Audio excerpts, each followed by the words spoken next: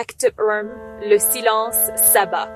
La scène s'ouvre sur la forêt de Verdevie, un lieu autrefois vibrant de sons. On y entendait le chant des oiseaux, le rire des lutins et le murmure des rivières.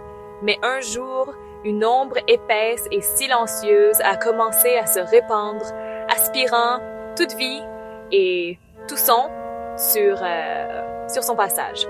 L'Inox, le dernier gardien de la forêt, est impuissant face à ce phénomène. Ses pouvoirs magiques basés sur le son ne fonctionnent pas sur l'ombre, car celle-ci est la négation même du son.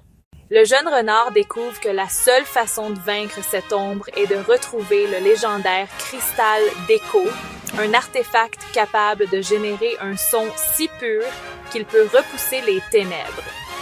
Accompagné de Faye, sa mentor, l'Inox se lance dans une quête périlleuse vers les montagnes de la résonance, là où le cristal est censé être caché. Acte 2, l'ascension silencieuse.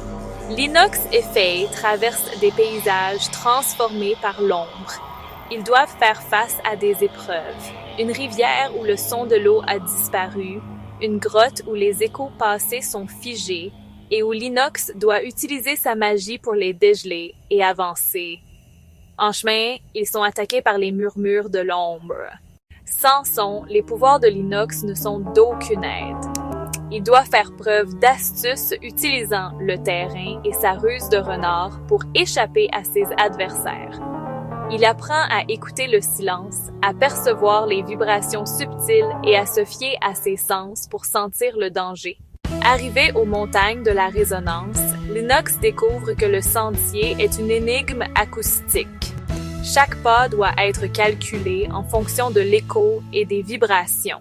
Il doit maîtriser ses pouvoirs à un niveau supérieur pour naviguer sans faire de bruit inutile.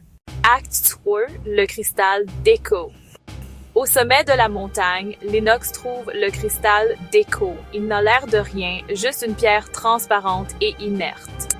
Mais lorsque l'Inox le touche, le cristal s'illumine. Il comprend qu'il ne s'agit pas d'un simple objet, mais d'un réceptacle pour sa propre énergie sonore. Le cristal amplifie son pouvoir, pas le sien. Pendant ce temps, l'ombre silencieuse arrive, prête à engloutir l'Inox et le cristal. La confrontation finale a lieu. L'Inox, tenant le cristal, affronte l'ombre. Il doit libérer toute l'énergie sonore qu'il a accumulée en lui, un cri d'espoir et de vie, canalisé à travers le cristal.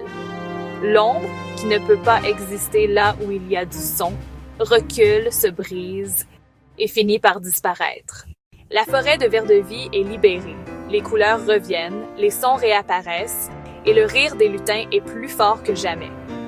L'Inox, épuisé mais victorieux, est devenu le héros de la forêt, prouvant que même le plus petit des sons peut vaincre le plus grand des silences.